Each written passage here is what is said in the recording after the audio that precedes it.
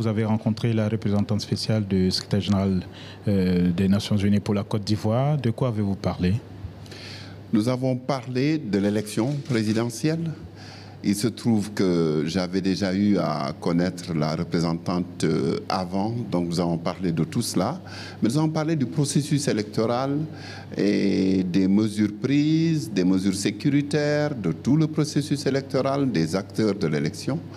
Et nous avons surtout recueilli des informations de ce que les Nations Unies ont pu mener comme activité et comme appui pour le pays, la Côte d'Ivoire. L'UEMOA est connu beaucoup plus sur le plan économique. Vous êtes une union économique, mais on vous voit aussi sur un aspect politique et l'élection. Pourquoi? L'UEMOA est d'abord une entité politique. C'est clair que c'est une décision politique qui a été prise de réunir 8 États.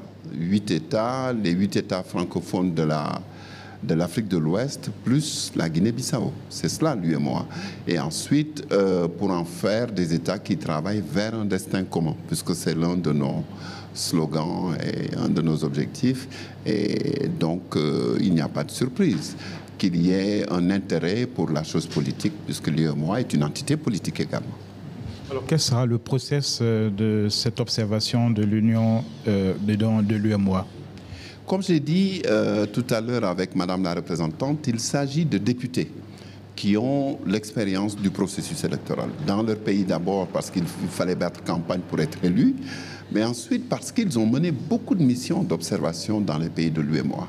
Donc cela, c'est sûr. Maintenant, nous avons été voir les institutions nationales qui s'occupent de campagne, qui s'occupent des élections, comme la CEI par exemple, pour ne donner qu'un exemple. Nous avons été rencontrer et discuter avec des candidats, échanger beaucoup avec des candidats, ce dont ils se plaignent, comment ils voient les choses, qu'est-ce qu'ils voudraient qu'on change, qu'est-ce qu'ils veulent faire.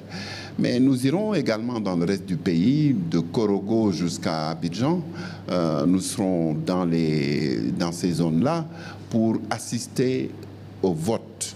Nous aurons des équipes dans ces zones qui assisteront au vote et qui assisteront au dépouillement et qui, bien sûr, nous donneront les informations sur la façon dont cela s'est déroulé.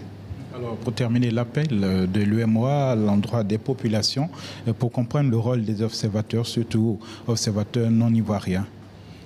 Notre point de vue est que la Côte d'Ivoire est un pays important pour l'UEMOA. Vous savez, la Côte d'Ivoire représente 40% de l'économie de l'Union. Et si la Côte d'Ivoire est déstabilisée, il reste évident que c'est une menace pour le reste de l'Union. Nous espérons des élections apaisées, que les Ivoiriens sauront régler les problèmes entre eux, parce que c'est une affaire de Côte d'Ivoire. Nous ne sommes pas là pour voter à la place des Ivoiriens, nous ne sommes pas là pour décider à la place des Ivoiriens. Nous décrirons le processus que nous avons vu.